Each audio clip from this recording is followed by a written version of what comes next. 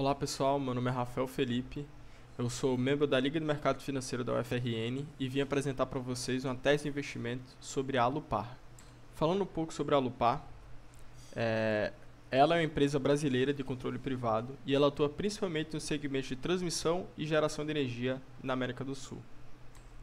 Em 2007, a Alupar implementou um processo de reorganização societária junto com seu grupo controlador e a partir dessa reorganização ela começou a deter algumas participações acionárias em ativos tanto de geração e transmissão de energia. Em 2013, a Alupar conseguiu vender energia em alguns leilões, além de conseguir autorização para implementação de usina hidrelétrica lá em La Virgen, no Peru, essa com concessão vitalícia, gerando valor aos seus acionistas. Em 2014, a Alupar conseguiu vencer novamente alguns leilões da ANEEL e obteve concessões de instalações de transmissão. Já em 2016 e 2017, que em um momento economicamente um pouco adverso, a Alupar demonstrou uma grande alocadora de recursos, conseguindo diversos ativos com a rentabilidade um pouco maior do que a esperada se tivesse maiores concorrentes. Em 2016, ela conseguiu concessões de instalações de transmissão, além de, junto com sua controlada Alupar Colômbia, vencer processos de licitações de transmissão por lá. Em 2017, ela conseguiu vencer novamente alguns leilões da ANEEL e conseguiu adquirir participações societárias em algumas transmissoras também. Em 2018, ela venceu novamente alguns leilões na Eletrobras e adquiriu participações societárias na AETE. E em 2020, ela percebeu que a sua maior posição de geração era em energia hidrelétrica. E ela começou a aumentar seus investimentos tanto em parques fotovoltaicos como parques eólicos.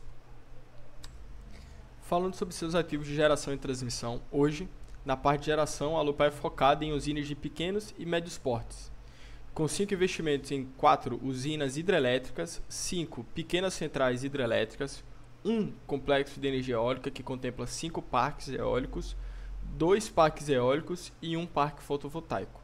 Já na parte de transmissão, a companhia é a maior empresa de energia nesse segmento de controle privado do Brasil. Hoje ela possui 30 ativos de transmissão e aproximadamente 8 mil quilômetros de linhas. Na parte de governança, hoje a Alupar possui 3 diretores, o Paulo de Roberto Godoy Pereira, que é o diretor-presidente, o José Luiz de Godoy Pereira, que é diretor vice-presidente, diretor administrativo financeiro e de relação com os investidores, e o Eno Luigi Nussi, que é o diretor comercial e diretor técnico. Todos os 3, inclusive, desde 2006 estão na Alupar, ou seja, demonstra que a empresa consegue manter seus colaboradores com eles. Falando um pouco sobre a composição acionária, hoje ela possui 50,92% no seu grupo controlador, que é o Guarupart, que a gente já mostrou, que é o mesmo de 2007, da reorganização societária. Os outros 49,08% estão em free float, ou seja, livres no mercado. Como eu falei anteriormente, o Guarupart, que é o grupo controlador, desde 2007, que aconteceu a reorganização societária, possui maior participação. E a gente consegue ver que mesmo com o crescimento do lucro líquido da empresa, o crescimento da remuneração dos diretores, que também tem uma parte variável, cresce na média um pouco abaixo do que o lucro líquido, ou seja, sempre mantém constante.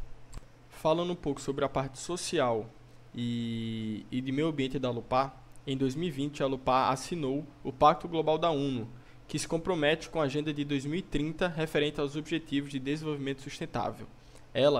Esse pacto é principalmente pautado em 4 aspectos: o direitos humanos, meio ambiente, trabalho e anticorrupção. Isso é demonstrado através de alguns prêmios que a Alupar conseguiu conquistar, que isso é uma das pautas principais da empresa, junto com seus fornecedores e colaboradores. Falando agora um pouco sobre a visão geral do setor e sua posição competitiva, hoje, a receita operacional da empresa, a Alupar, operacional bruta por segmento, cerca de 89% vem de transmissão, 9% de geração e 2% de outras fontes de receitas. A gente consegue ver que depois daquela virada de chave que a Alupar teve e começou a conseguir a reinvestir e conseguir novas concessões, a receita líquida dela a partir ali de 2010, que foi quando aconteceu essa mudança, veio aumentar exponencialmente. A gente consegue ver como isso veio crescendo a partir das evoluções das transmissoras e evolução da capacidade de geração da Alupar. Na parte de transmissoras, a partir de 2010, houve substancialmente uma elevação dessa dessas transmissoras em quilômetros. Já na capacidade de geração também houve um aumento muito maior a partir de 2010, com crescimento de capacidade de megawatts de geração. Se a gente trouxer para comparação 3 outros pares, que nesse caso são a ISA-CTEP, a Taesa e Energias do Brasil, a Alupar, mesmo sendo menor em valor de mercado que essas, ela possui alguns indicadores bem competitivos. O EV/EBITDA, por exemplo, é o maior em comparação aos seus pares. A margem bruta chega a ser muito competitivo com outros. O ROI, 25,8, demonstra uma grande geração de valor aos seus acionistas. E o crescimento de suas receitas, de 23,49%, chega a ser um dos maiores dos setores. Se a gente trouxer um pouco do market share do RAP total de transmissão, já que é sua maior fonte de receita, a gente consegue ver que a Alupar tem 4% desse RAP total. Se a gente pegar todas as participações de leilões desde 2013 a 2018, o market share de receita anual permitida, a Alupar conseguiu ter 5% desse market share de todos os leilões, sendo competitivo até com a Taesa, que é, no caso de linhas de transmissões, o dobro de vezes maior do que ela.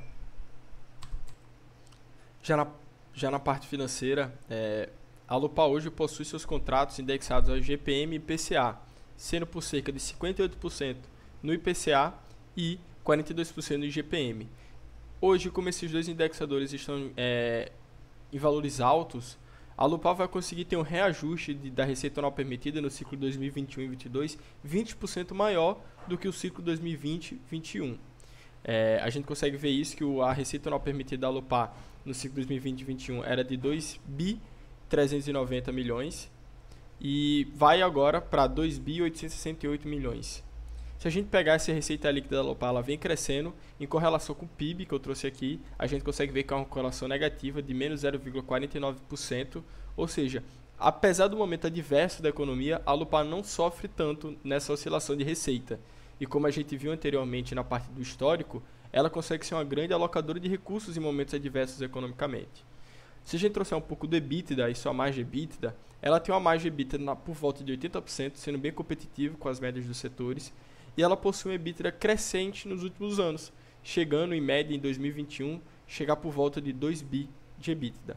Já o lucro líquido e sua margem líquida, apesar da margem ser um pouco abaixo também, né, por conta dos seus investimentos, é uma margem competitiva de na média 45%. A receita líquida depois da virada de chave em 2010 vem crescendo muito substancialmente, chegando em 2020 a 2 bi e 57 milhões. Já sobre a dívida, a Alupar possui hoje cerca de 88% das dívidas no longo prazo e os outros 22% no curto prazo. Falando um pouco sobre a dívida, hoje a Alupar possui cerca de 88% da sua dívida no longo prazo e cerca de 12% no curto prazo. Isso a gente consegue ver a partir da amortização das dívidas, que hoje o que ela tem em caixa, junto com as suas controladas e suas subsidiárias, conseguem pagar todas as dívidas de curto e médio prazo. Se a gente pegar o indicador dívida total sobre EBITDA ou dívida líquida sobre EBITDA, a gente consegue ver que ao longo dos anos esse indicador vem diminuindo, ou seja, a geração de caixa vem aumentando e apesar do crescimento da dívida total e dívida líquida também está aumentando, a geração de caixa vem sendo muito maior, ou seja, isso mostra um maior espaço para uma alavancagem numa futura nova aquisição ou em novos investimentos. Falando um pouco sobre os riscos, eu elenquei 3, são fatores regulatórios, de construção e operação e colaboradores e fornecedores. Nessa parte de fatores regulatórios, a gente entende que o segmento de transmissão e energia elétrica são regidos por regulamentação governacional específica que pode sofrer alterações ao longo do tempo. Consequentemente, isso pode alterar algumas taxas de retornos originais. Outro ponto de risco também é que agências reguladoras como a ANEEL, por exemplo, podem extinguir os contratos de concessão e autorização das companhias e o valor da indenização não pode ser o suficiente para o valor do investimento que foi feito. Tem outros riscos também, como a Alupar precisa de processos licitatórios para crescer e manter suas operações e a Alupar possui benefícios fiscais, tanto federais como estaduais. Qualquer alteração nisso pode aumentar ou diminuir suas taxas de retorno, suas taxas de margens. Já o risco de construção e operação, alguns atrasos nessa parte de construção podem acabar atrapalhando o cronograma de operação que já era previsto. Isso pode aumentar o CAPEX e esse risco pode afetar as taxas de retorno dos projetos. Tem outro problema também. A Alupar possui e precisa de terceiros para entrega de alguns projetos, seja de subestações ou até de mão de obra também. E qualquer problema nisso pode atrapalhar também as taxas de retorno. Outra parte já sobre operação e geração de energia, como a Alupar possui grande parte da sua geração de energia na parte hidrelétrica, regime de chuva pode ocasionar escassez hidrológica e, consequentemente, vai atrapalhar a sua produção de energia elétrica. Porém, existe um ponto aqui que a Alupar participa do mecanismo de realocação de energia. Então, é um mecanismo de compensação junto com outras empresas de geração de energia elétrica na parte hidrológica, que acaba compensando um pouco isso. Já na parte de colaboradores e fornecedores, a Alupar utiliza, entre outros fornecedores, os serviços de engenharias e construção de partes relacionadas. Então, qualquer conflito de interesse pode acabar atrapalhando essa parte de operações, construções, colaboradores, mas durante os anos isso nunca foi um risco tão acentuado assim para a companhia. Chegando um pouco na tese de investimentos, a Alupar hoje está presente em um setor perene, onde sua atividade principal é no segmento de transmissão, que é por muita gente considerado a melhor parte do setor elétrico, onde possui a maior previsibilidade e segurança. Além disso, o aumento da capacidade de geração de energia solar e eólica é um ponto a se considerar, já que esse tipo de geração verde vem crescendo nos últimos tempos. Empresas dentro do portfólio, como a gente sabe, a Alupar não possui 100% de participações em todos os seus ativos, ela possui esses dois segmentos para crescer, seja aumentando suas participações nessas empresas ou conseguindo expansões e novas aquisições. A Alupar, desde o primeiro leilão em 1999, esteve presente até hoje, sempre conseguindo novos ativos que geraram valor a seus acionistas. O endividamento da empresa, como foi visto anteriormente, está na média do setor, ela pode se alavancar em possíveis novos leilões e ela está conseguindo uma forte geração de caixa, crescendo mais que suas dívidas. Outro ponto é que a empresa sempre conseguiu adiantar seus projetos. Apenas na parte do norte do país, que teve um problema, como a gente tinha comentado nos discos anteriormente, com um terceiro. Porém, tirando isso, a Alupar conseguiu, em todos os outros ativos, conseguir no mínimo adiantar um ano de operação. E outra coisa, a melhor performance da Alupar em leilões foi em momentos economicamente adversos. Falando um pouco sobre projeções, a Alupar tem alguns direitos de preferências de compra. Um deles é alguns ativos da Taesa pela CEMIG. Isso pode ser o drive de crescimento, fazer com que a Alupar cresça muito em pouco tempo. Já ela possui também direitos de participações do fundo Perfin, que o fundo Perfin ajudou ela a entrar em diversos leilões, e eles possuem alguns ativos em conjuntos, onde a Alupar pode comprar essas participações. Outro ponto é que a expectativa dos próximos leilões é que serão mais concorridos. Porém, a empresa possui espaço para se alavancar se perceber uma boa oportunidade de negócio. Falando um pouco mais sobre dividendos, a Alupar distribui em média 50% do seu lucro líquido. Isso já está no estatuto.